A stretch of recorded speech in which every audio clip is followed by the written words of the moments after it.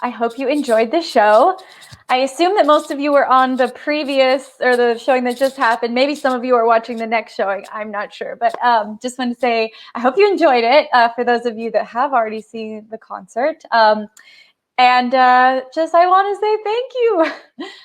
I'm so happy that it's out and that you guys can now see it, and that I'm so grateful that I had something I could work on over the last 3 months, something to be creative with. And anyways, I think I'm just going to get started because I see that questions are already rolling in. So I'm going to just get to those. All right. So Andrea asked, how long and how much practice did it take for you to begin playing the violin and composing as awesome as you do? And this is from Michael, her 12-year-old son. So Michael and Andrea, I mean, it took me a little bit of time for sure to be able to play something nicely. But the nice thing about the violin is I feel like within a year, you're able to start to really progress after that. The first year is the hardest, but 12 is a great age to start learning the violin. And I guess it's like any talent. Anytime you first start anything, you're not that great at dance or, whatever it may be that you've picked up to do. But immediately, with everything, you start to see improvements, and that's when it gets exciting. It's like, oh, I can play Mary Had a Little Lamb. Great, So you'll immediately start seeing some improvements. They'll just be little at first. Tiffany, who inspired you to first get into playing your electric violin today? I think I was first inspired by this group called Bond. Yeah, Bond. And they were a quartet of women that played like electric violins and electric cellos. And my mom saw their like Live in London concert DVD when I was like a teenager. She bought it for me. And I was like, whoa. And that's when I decided, I got to be more creative with the way I play the violin. Let's see. Christina says, if you could give your younger self one piece of advice, what would it be? Gosh, my younger self. I think that there's a certain amount of power that younger people sometimes have that I think we forget as we get older. And I would probably try to tell myself to hold on to some of that like youthful optimism and that youthful like version of self-acceptance. I think I need to work a lot harder on all of that stuff now. That I did when I was younger. I just felt like so I would tell myself, hey, like everything's going to be okay. Just hold on to optimism, hold on to hope, because everything always is okay. The next question, one of the next questions from Jane, how do you overcome self-doubt? By talking myself through it. I doubt myself all the time, and I do not like it. It's a character flaw that I think a lot of us have, is this self-doubt where we just talk negative about ourselves in our own minds and say, I don't think you can do that. Oh, you're not good enough. Why did I even try? Why should I, I should never have done this. I'm so dumb. I'm so stupid. There's just all these like thoughts that we just think all the time. And so the more I start to notice them, I'm like, dang it, I got to work on that. And so then I just get into these habits of being like, I can do this. I can do this. And I've noticed now, especially after editing that sequence when I was doing hair hanging, I was shocked how many times I had on camera saying, I can do this. I can do this.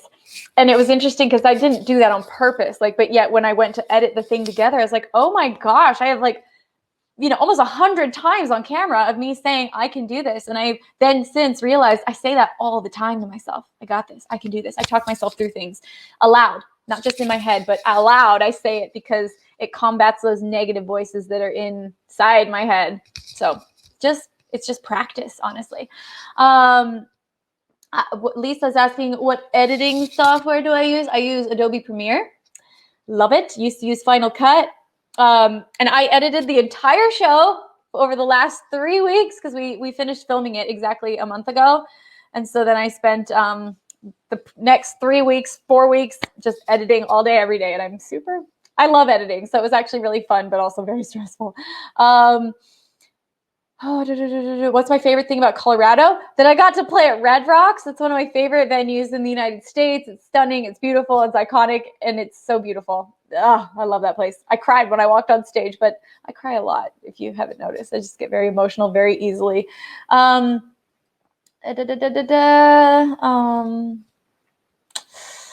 Let's see. What has been the biggest challenge of my career?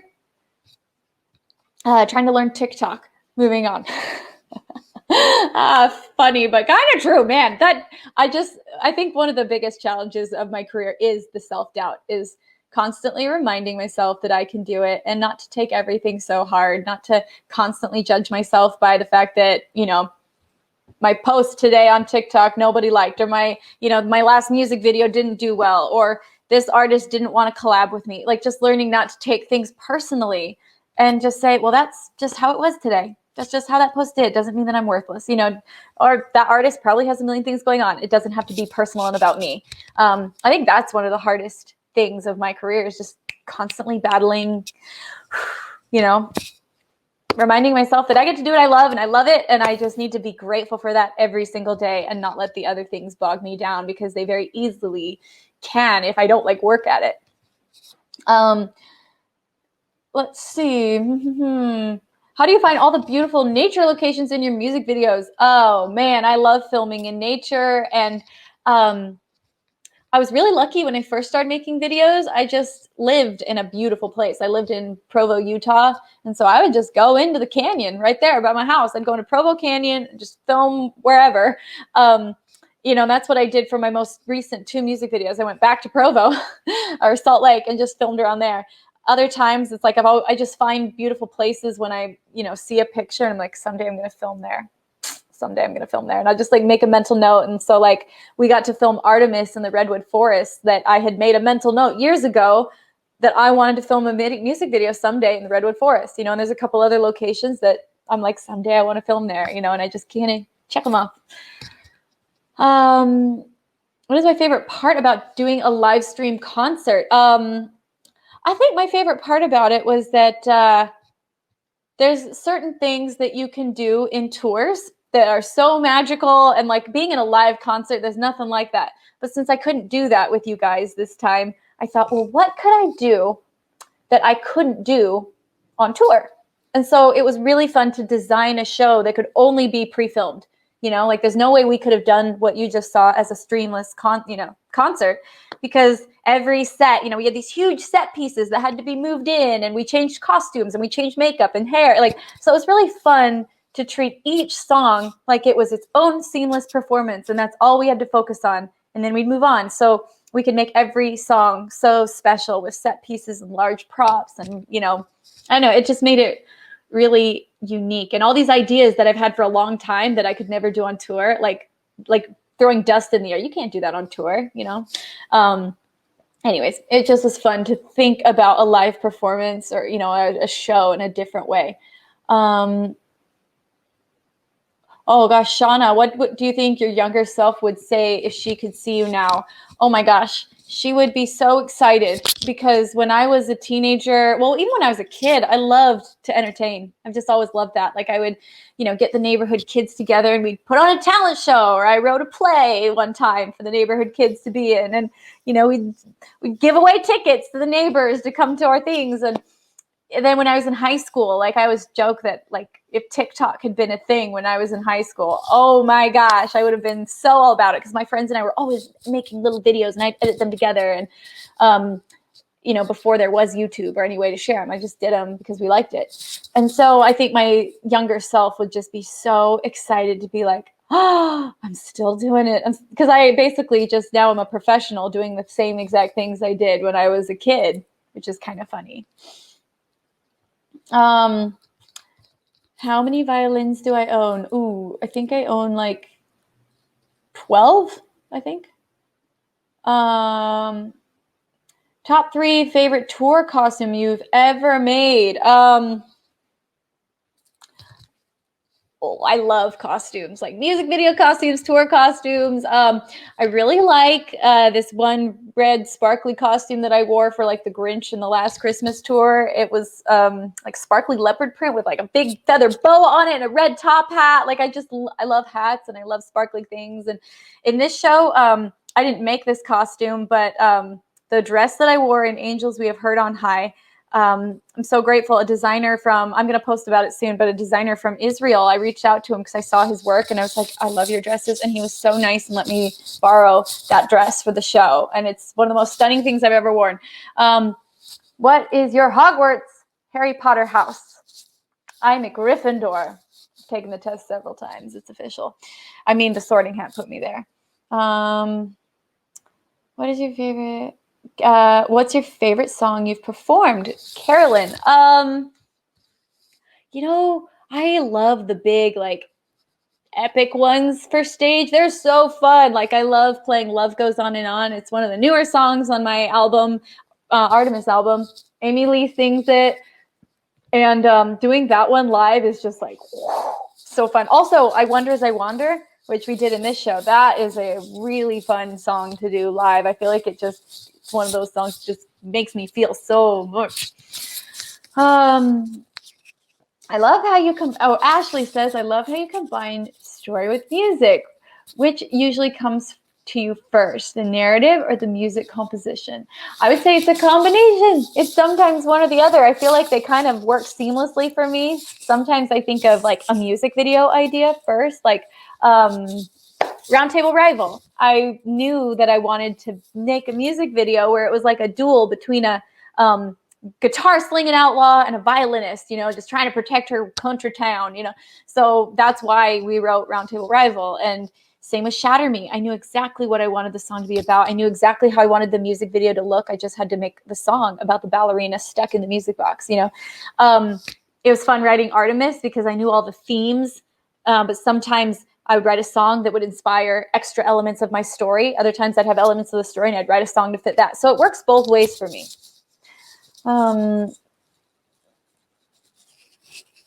Cole says the string sessions were amazing. Thank you, Cole. I really enjoyed doing those. I feel like it gave me something to be like, the beginning of COVID was like so hard for everyone, all of us. We all just felt so displaced. And it was nice that I had something that I could creatively work on and put some heart and energy into. And I love doing that. And I think I will do it again because I enjoyed it. It was just, I couldn't do it all the time because it was so much work. I know it probably didn't look like it, but I was doing everything 100% by myself and it was a lot of work. But I think I'll do another because it was like 8 that I did and I'll do them in little seasons. I think I'll start another one maybe the top of the year, possibly. What inspired my song Crystallize? Crystallize was inspired by what was inspired by? Okay, it was inspired by the name, a study by this scientist who looked at the crystallization of water molecules. And he would put all these different vials of water in different environments. And he would put different words on the different vials of water and speak to them differently. And then, he would say mean things, like he would say words like ugly and jealousy and greed. And then to these ones, he would say words like beauty and gratitude and love. And he noticed that the water, when you looked at it under a microscope, would crystallize in different patterns depending upon what environment it was in. If it was in the environment of the like harsh words, it would make these jagged shapes. And if it was in the environment of the beautiful words, then it would make symmetrical patterns and beautiful crystals that look like snowflakes.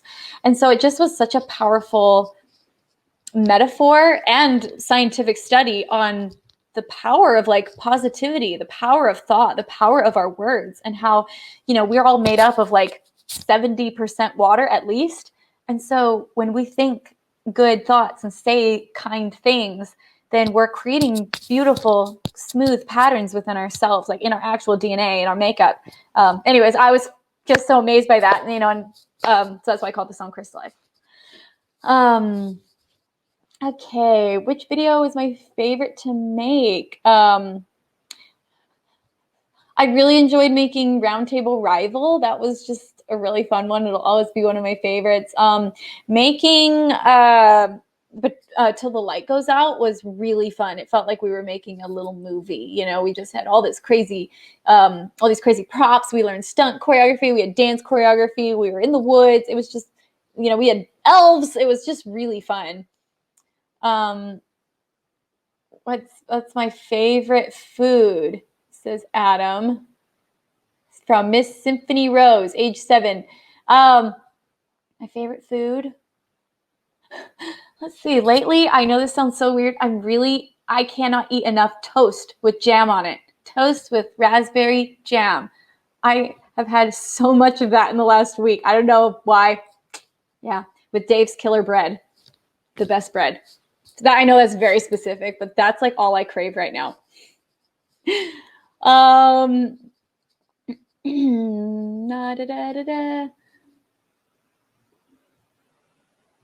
What is your best movement this year?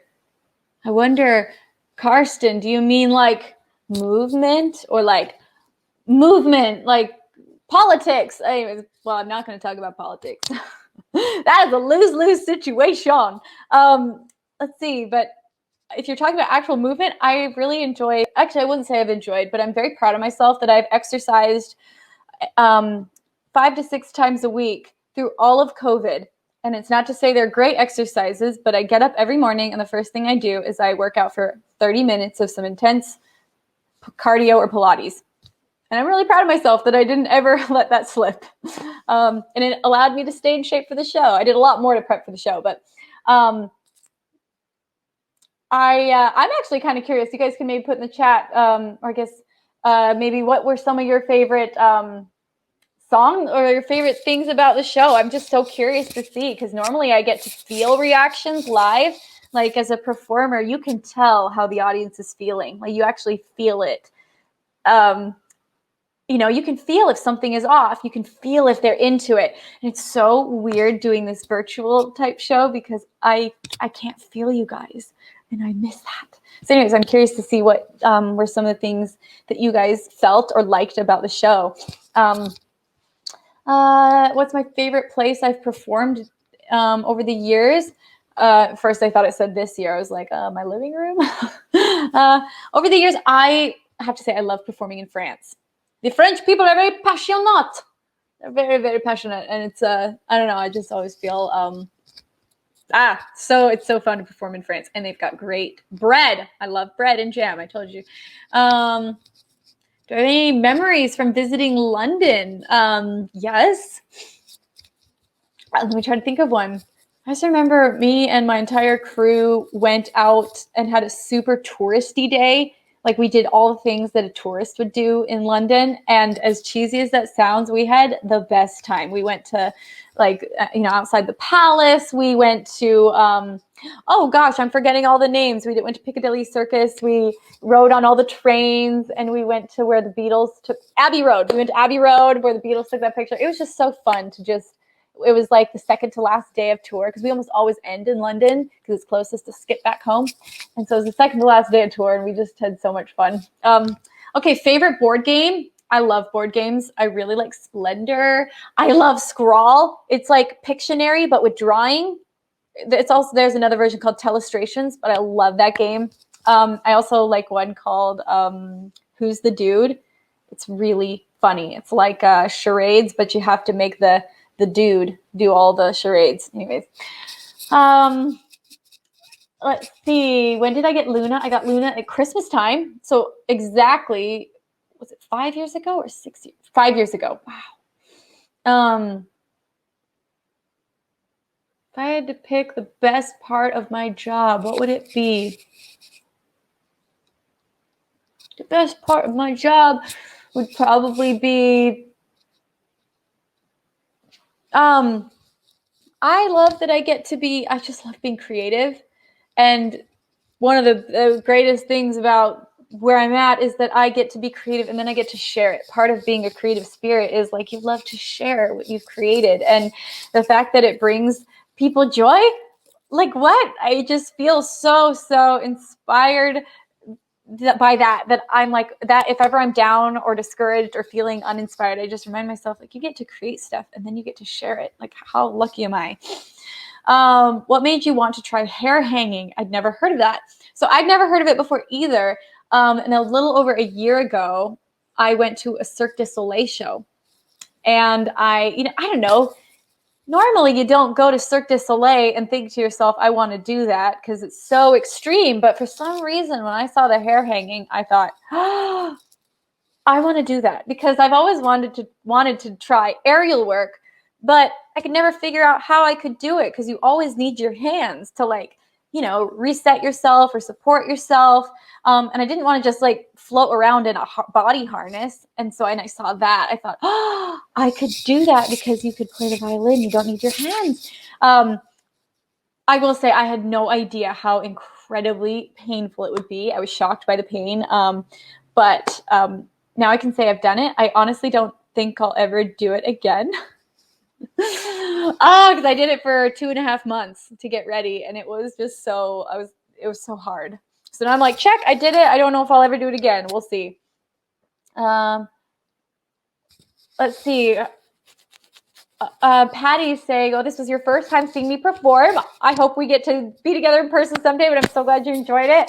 How do I go about composing the music to the dance and make it work? Well, I always write the songs first. And when I'm writing the songs, though, I love thinking about how would this make me move? I feel like my mind thinks so visually. So when I'm, it's like I'm seeing the music as I'm writing it and thinking about how I feel. And does it make me move? And then I'll work for a long time to work with my choreographer, Ashley. She's worked with me for years. She was actually in the show too. So she'll choreograph together with me and we'll make sure that it's stuff that I can do while playing a violin. Let's see.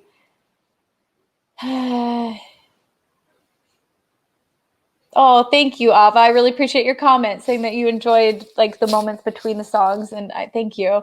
Do I make my own costumes? Lindsay is asking me. Huh? Hello, Lindsay. I make some of them. And then I design others and have seamstresses make them. So some of the costumes in the show were pieces that I like sketched out and designed. Others were costumes that I borrowed and because I definitely ran out of budget. I was like, oh my gosh, I need to now finish the show without spending anything. And I had some really kind friends that let me borrow costumes and, and then I'd add things to them or like tailor them or, make them feel like they fit the number by like adding things to them. I'm very good with safety pins. If you got to see any of the behind the scenes clips, you'll see like a lot of times I'd be backstage, like safety pinning things together or like doing last minute sewing on some of the dancers' costumes or my costumes because I'm an okay seamstress. I'm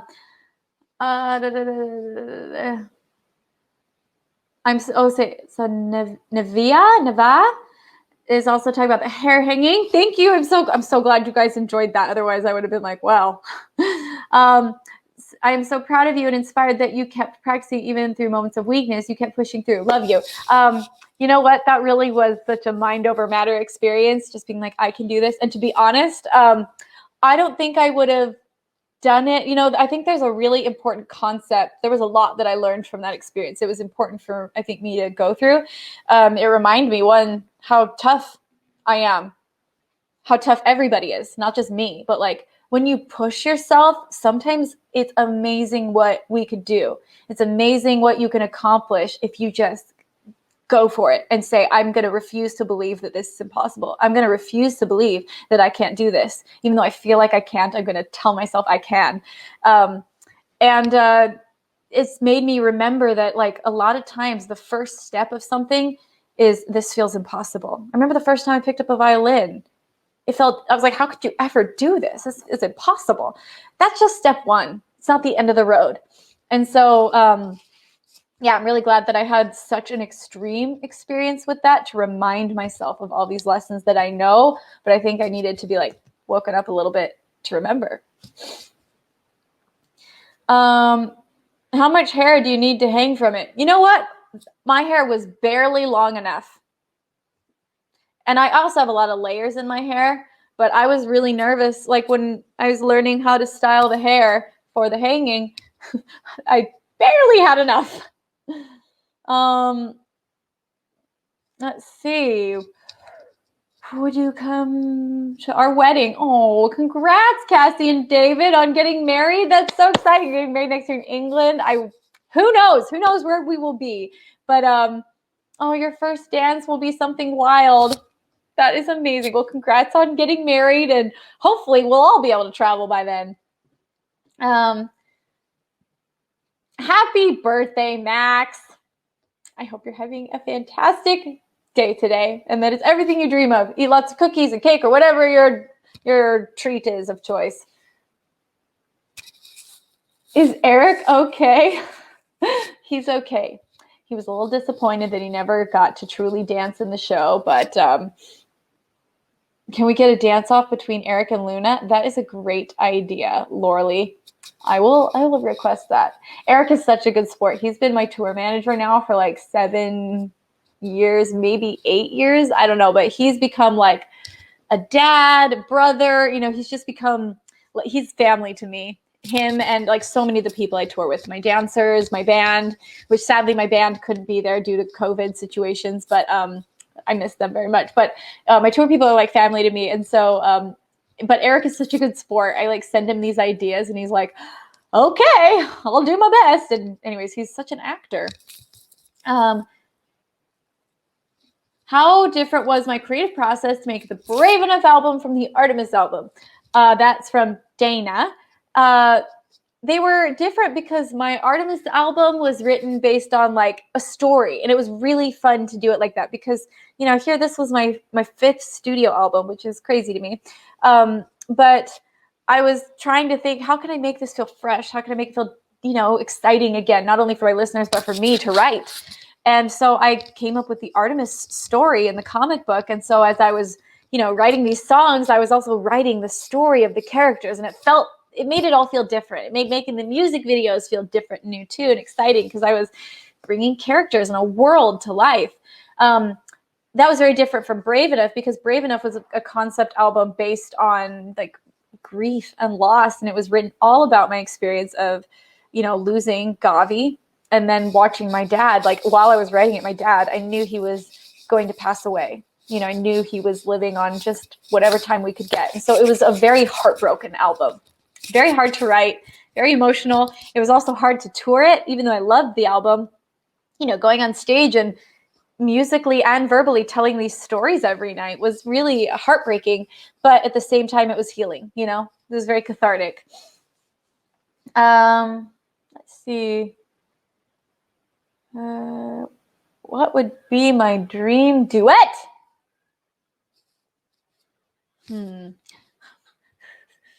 I've gotten to. Someone also asked what artist I would want to collaborate with, and I'm going to answer both of those twofold. I love John Williams. He's the composer that is the best composer of all time, I think, in terms of movie scores and cinematic storytelling. Through music, he did like the score for Star Wars and Harry Potter and Jaws and Indiana Jones, just all these iconic things. Home Alone, like I just love his music. So I would love to work with him to compose something. Let's see. Do you play Among Us? No, I've never played, but I think I should because I've started to do a little bit of Twitch streaming and I quite enjoy it actually. So I've heard my friend Lindsay actually has told me many times that you need to play Among Us. How fun is it to collaborate with people? Oh, I love collaborating. It's so fun to see how different people's creative processes work and makes the whole thing just seem really fresh and new. New Year's resolutions for 2021, Cecilia. Every year I like to pick one word that I'll make other goals for sure. And I definitely have some, I guess, just mental health type goals. I think this has been a really hard year for a lot of our mental health, but I have not yet picked my word. I have a couple that I'm toying around with. One of them is just intention. I want to better choose, make choices at the very beginning of every day that allow me to intentionally go about the rest of my day. I want to choose how I want to walk into every day instead of just like rolling out of bed and frantically being like, what am I doing next? So I want to be a little more intentional with my thoughts. And even in every situation, I'm trying to learn better what my triggers are. What are the things that make me anxious and and I'm trying to hone in on those and just really work to get my mental health back to a little bit better of a place because I think 2020 kind of knocked all of us upside the head. What should I eat on my 21st birthday next week? Oh, I love a good barbecue. You know, I don't know, grilling hot dogs and burgers. It's just fun. So I don't know. Or taco night. Love tacos. But I hope you have a great birthday, Bella. All right, and I think this is our last question because sadly I think we're out of time. We're about to gear up to do the next showing, but I just want to say thank you so much, you guys, for being here. I'm going to answer one more question. Do I like seeing fan art and edits on Instagram from Poppy? Yes, I do. I love them. I always look at my tags and the things on Instagram that you guys tag me in. I think, I guess maybe people would be surprised, but I check them all the time. I think it's so fun to see what creative things you guys have made or done, or the art, or like I said, fan art is so fun to see. Just you guys make your own really cool interpretations of things that I've done, or things that you've drawn that have inspired you for some reason. Anyways, I think it's really cool. But again, thanks for being here. I hope you guys liked the show. I hope it brought you a little bit of joy, and hang in there. Again, what a weird year we're in, but I'm trying my best to just look at the silver linings, and when I start to look for them, there are so many, even if they may sometimes get a little hidden by anxiety or depression or all those things. There's always some silver linings, and it's really taught me a lot this year. So hang in there. Hope you're safe. Hope you're well. And I love you guys.